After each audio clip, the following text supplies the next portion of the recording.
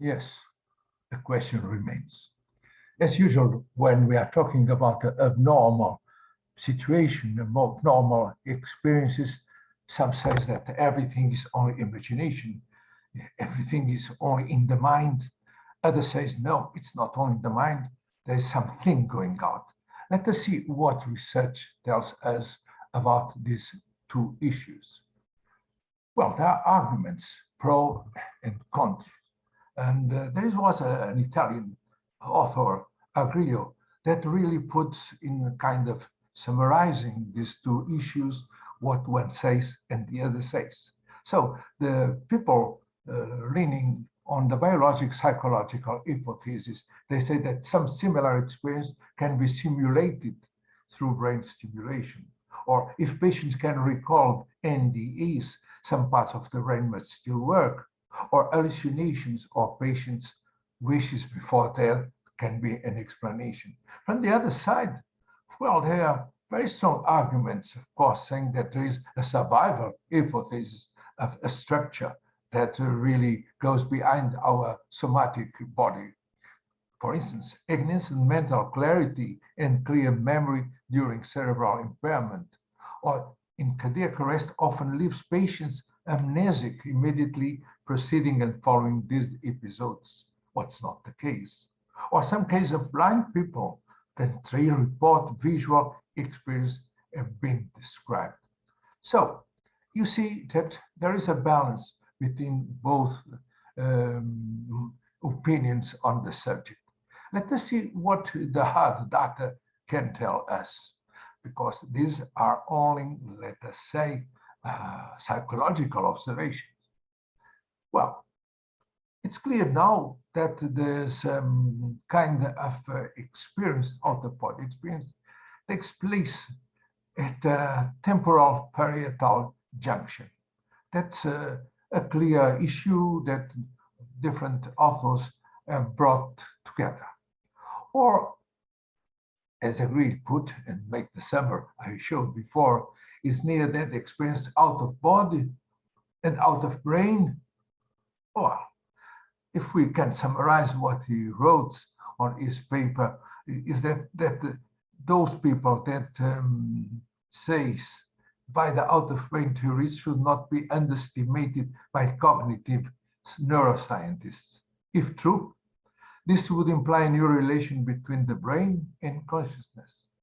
Anyway, it concludes, it will be useful to remain open to both interpretations. And taking together other research, someone tried to see what happened with the alpha and high gamma coherence. One thinks until now that high gamma coherence is a sign for consciousness being active in the brain. But what happened when they studied hypnotically induced out-of-body experience? The results indicate high correlations between power at alpha, that is relaxation, and high gamma frequency bands. There is a correlation. But and the degree of perceived change in self-location. Let us say we should say that we are out of body with high success. Interesting is that the alpha, just go this line, the more one rests, the more frequency alpha, the better. But the better of OBE success is linked, is associated with a decrease in high gamma frequencies. So if we think that the high gamma frequencies are associated with brain working in a normal consciousness, that when one is not out of the body, so it seems that this decrease in high band frequencies shows some tendency that we are dealing with a different subject, and that most probably out-of-body experience is not an imagination in the mind as usual one sees and studies. And Facu, naturally, Pedersoli and Tresoli, they came together for studying neurophenomenology of out-of-body experience induced by hypnotic suggestions. A lot of authors that did their contribution. And it was interesting to notice that significant decrease of power in beta, interesting, and one is not so in a open and clear consciousness, and band activity in right parietal temporal derivations. So there was a decrease again, as the other author before just had the same results. And interesting, it's that the induced out-of-body experience with hypnosis have very several similarities with the spontaneous non-traumatic out-of-body experience. So the results suggest that hypnosis-induced out-of-body experience may offer a useful experimental model of spontaneous out-of-body experiences. And again, Julia Sellers make a very excellent review of out-of-body experience in the case study. She studied during more than 20 years Mr. M, she called Mr. M. Mr. M reported the out-of-body experience, well, let us say, since birth, on a daily basis. And it happened sometimes that it was in a clear sense a separation from the body. And it could be writing, sitting, walking on the computer. Moreover, it's very interesting. Mr. M perceived different realities taking place at once. As he says, I was here, but also at another place at the same time. And there was another person that has been studied. It was a woman that can will herself out of her body. And of course, what did they find? That when she was imagining were different. The fMRI study, these areas were quite different from those that she had when she was imagining the same. It means when she imagined going out of the body or being really out of the body. It's interesting that one is really figuring out that it's not really only in the mind. There are some recommendations that I collected from people, participants in the different studies, and they say what they do to get in and out of body experience. Diet at night, low calories food. Then meditation. They train in a kind of altered state of consciousness, any kind of meditation, training focus, training breathing, very important, always breathing slowly. And they even try to have a concentration. And they made exercise with the candle exercise, where they stare into the candle flame until they fell asleep. So trying to not to go out of their focused attention, and they could then go and train until they practice even breathing, slowing down naturally. The environment be in a not so illuminated room as I show here in the photo. Then what they describe that there is an energy resembling a little electrical shock passes from the top of the head to the feet, going back and forth, passing through the hands, fingers, legs, the whole body. And it was funny that they could sometimes imagine a white disc-shaped light. Then comes a tingling sensation throughout the body. The next step, what do they feel? They feel like breathing in a gym with a microphone. The breathing and then haiku. The vibration of the body becomes very intense. There is a phenomenon of amplitude of vibration and a decrease in rhythm.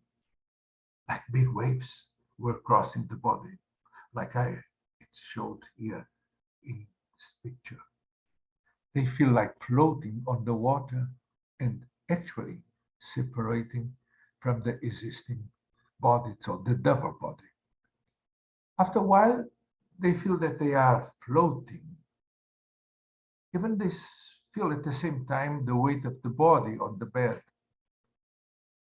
And then they force themselves to go up to another realm. And then they feel like to be underwater in a pool, but without the resistance of the water. And they feel it's all right around them.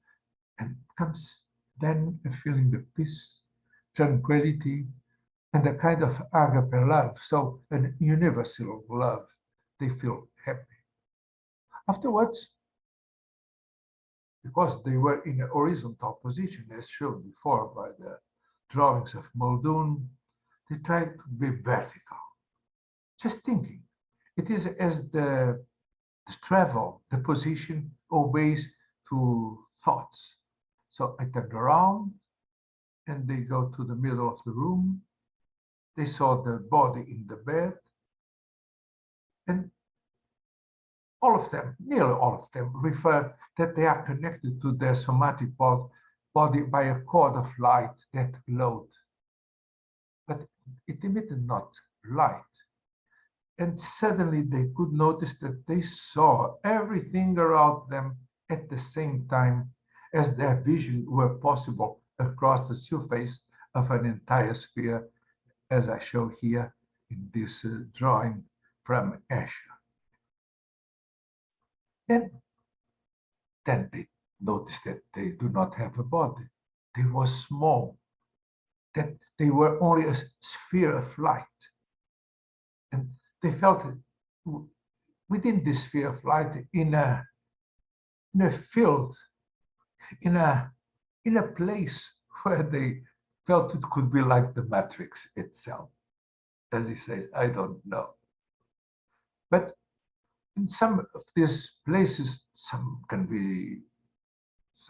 happen something suddenly, and they can even got fear, and that was even what happened.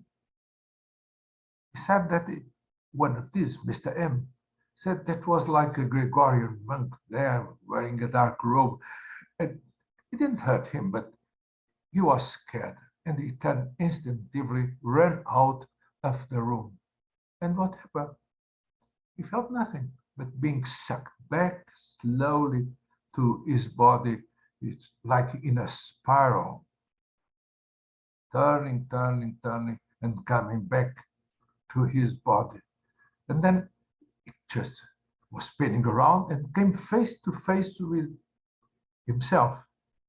As he said, I spin again and my back to my body, and I descended and then got into the same position as the body. He opened the physical body eyes, simple, like that. It looks very simple, but when one reads the guide of Tresoldi, it's not so. One must be trained, really, a long and hard training to get this, but it is possible. This guide for out-of-body induction, it's really a possibility, and you can have it in the internet. There is an electronic copy available.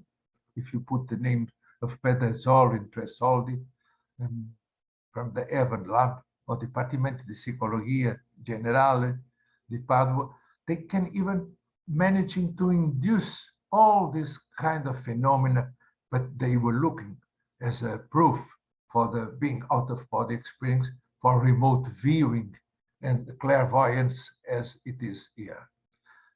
Interesting that another Italian author said that this kind of phenomenon being not usual, it's better to put a kind of a neutral name for them, and they call them nomes, non-ordinary mental expression. That is from Facu and other collaborators. This kind of situation I noticed before, or I told you about, it means remote viewing and clairvoyance, were even used by the CIA and studied at the Stanford University. That was a CIA had a project, the Stargate project, and a secret one that stopped in 1996 because, well, the technology allowed what probably these persons were even being succeed. Uh, it was really hard training, and they had been selected among a lot, thousand and more than thousand people. And interesting that those both names, if you read the books they wrote after 96, you shall be astonished with the discoveries and what they told. Even 20 years before it was um studied by the NASA. So this Ingo Swann was one of those that had the visions of Mars 20 years before the exact same description was given by Ken Farley, the project scientist for NASA's Mars rover mission in July. It was interesting that these persons that we could call special in some way can really bring information from in another way that we can only, let us say, confirm with very high technology.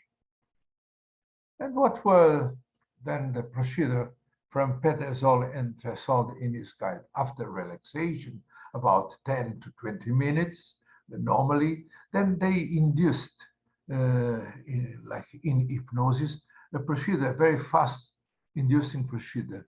So they said that people should enter a lift, an escalator, and come down, down, down to a point where they go out, and then in the middle of the room, they felt it easy. They have good smells, a very nice music, and an armchair, a leather armchair for relaxing. And after being there, concentrated in this exercise, they shall ask themselves to go out. So lifting, floating over the chair. Other author, Abramovich, had another procedure inspired most probably by Alice from Alice in Wonderland, from the other side of the mirror. So people are laying here in the bed, looking for a mirror on the ceiling, and then they imagine that they can go to the image that is in the mirror.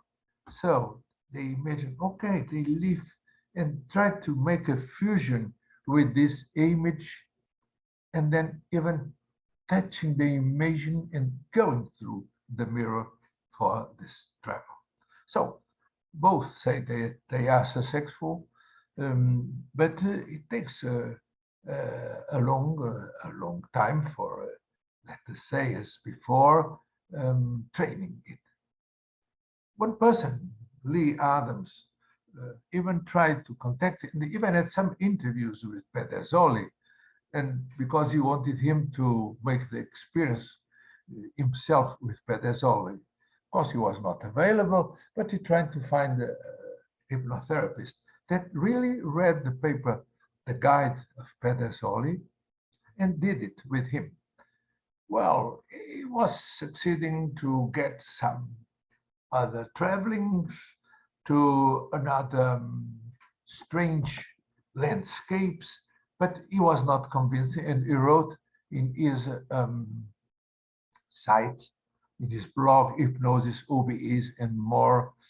He says that it is only an ultimate bedtime relaxation, because he says, if you imagine yourself leaving your body, and you imagine the sensation of visiting another place, you got it.